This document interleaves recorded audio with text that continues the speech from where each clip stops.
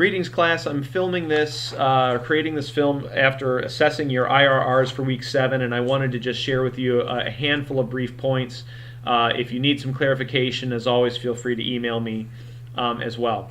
The first thing I wanted to cover is that in your IRRs, many of you used phrasing that would lead the reader to believe that assessment and classification and/or the risk principle, for that matter, are programs in and of themselves. You know, you use terminology like the risk principle is a program that helps reduce recidivism, and that's not entirely true. The risk principle, as many of you accurately stated, the risk principle states that our correctional response, our intervention, needs to be in line with the risk level of the offender, meaning that a high-risk person needs high levels of intervention, a lower risk person needs lower levels of intervention.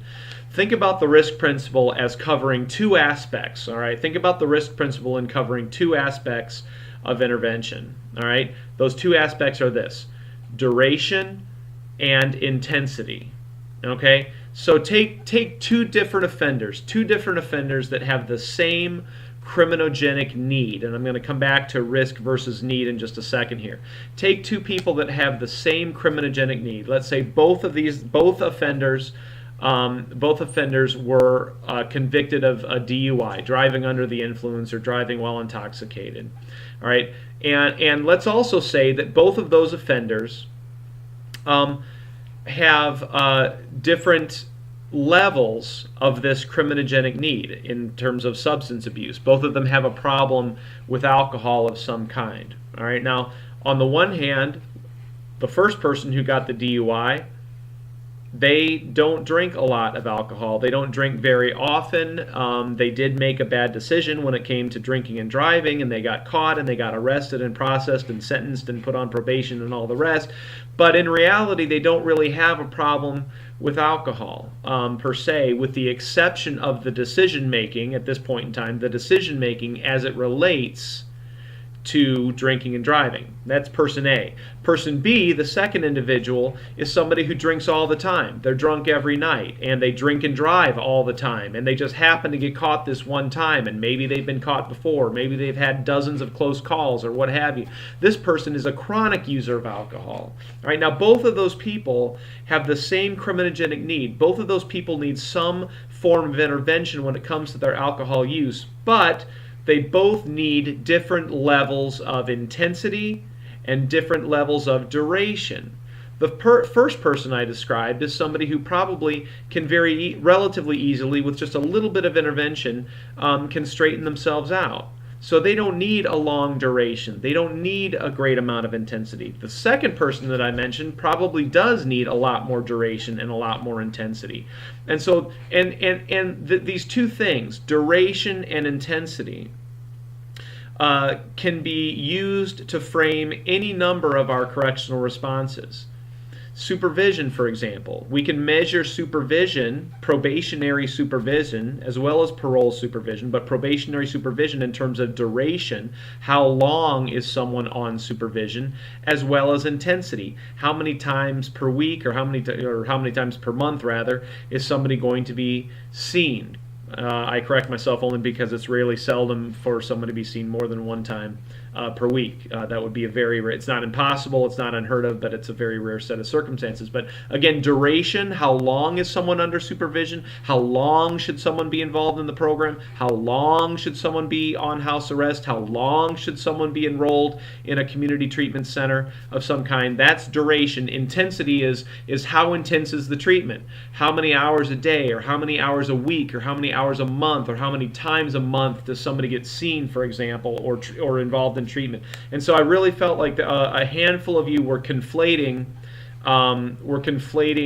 risk and need, first of all, and others of you were acting as though the risk principle was a program in itself. The risk principle helps us facilitate programming. The risk principle helps us determine what level of programming, what duration and intensity, whether we're talking about a sanction like supervision, whether we're talking about a treatment program per se.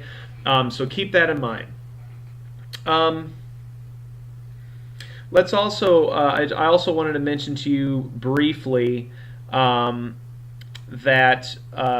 treatment programs, and this came out in a couple answers, treatment programs, and this actually was in the readings as well for this week. Treatment programs and probation departments don't pick and choose who they see, right? Typically the judge dictates where and how the individual in community corrections is going to be supervised by, and the judge in the sentence often dictates what other intermediate sanctions someone might be subjected to. Likewise, sometimes judges sentence people right to a treatment program, a specific treatment program, for example. And treatment programs and probation agencies, for that matter, might rightfully say, hey, you know what? How are we supposed to implement the risk principle? How are we supposed to adjust and manipulate duration and intensity, the two things I just talked about, duration and intensity? How are we supposed to implement those things if the judge is the one who decides who comes to our programs, right? Sometimes the judge sends us someone who's low risk, sometimes the judge sends us someone who's high risk. What can we do?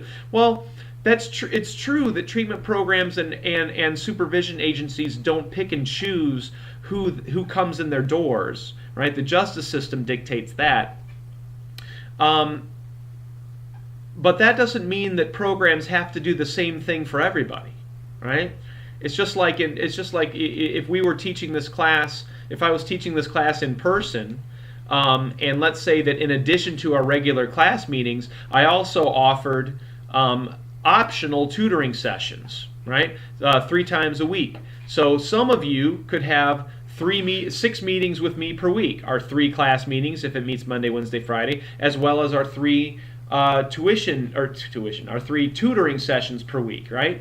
That'd be pretty intense, right? But the tutoring sessions are optional. So some of you may do all 3, some of you may just do 2 a week, some of you may do 1 a week, some of you may do none, some of you may go every week, some of you may skip weeks and what have you, thereby delivering different levels of intensity, right? So again, getting back to the issue that I brought up earlier, probation departments and programs, they don't pick and choose who they see, who comes in their doors, but just because they don't pick and choose who comes in their doors doesn't mean that they have to do the same thing with everybody necessarily. All right, so that's another thing to think about.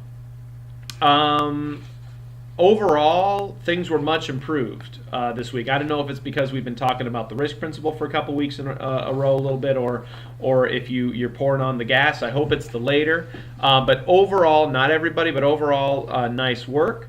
Also, I want to say a special thank you to Erica Gunn, who obviously watched my most recent video all the way through, and also I presume got a couple pieces of information to help her with her answer this week. And I also posed a rhetorical question at the end of my video, which Erica Gunn also chose to answer. So kudos to you, Erica Gunn, for going the extra mile, as it were. Let's see. There are a lot of, like I said, there was a lot of good work this week. Those of you that are doing it, I hope you keep it up. Those of you that are still making some of the same writing mistakes, I really hope that you either get some help or ask me for some help and to help clean that up. Above all else, make sure you answer the question and make sure you submit your RTOs on time. All right, I will, I'm sure, talk to you via YouTube later this week. Take care. Good luck.